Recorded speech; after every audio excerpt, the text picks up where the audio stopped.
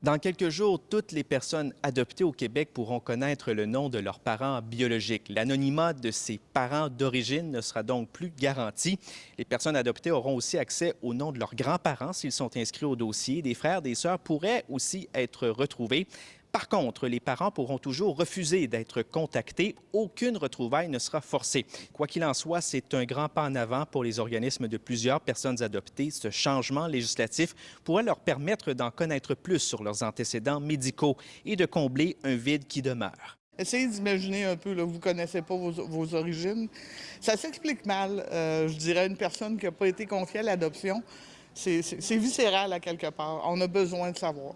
Autant d'un côté comme de l'autre, on sait pas, on connaît pas la personne qu'on va rencontrer, donc ça peut fonctionner, ça peut moins bien fonctionner ou ça peut ne pas fonctionner du tout.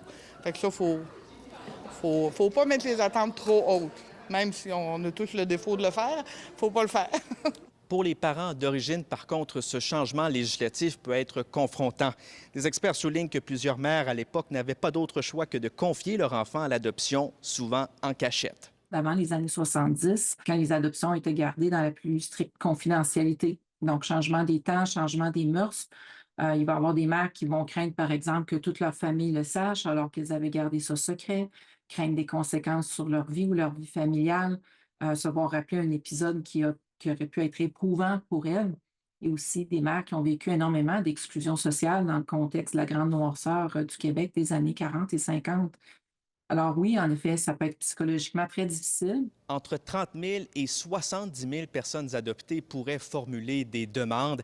Des ressources supplémentaires ont été mobilisées au gouvernement, mais des retards sont quasiment inévitables. Ici, Pierre-Alexandre Bolduc, Radio-Canada, à Lévis.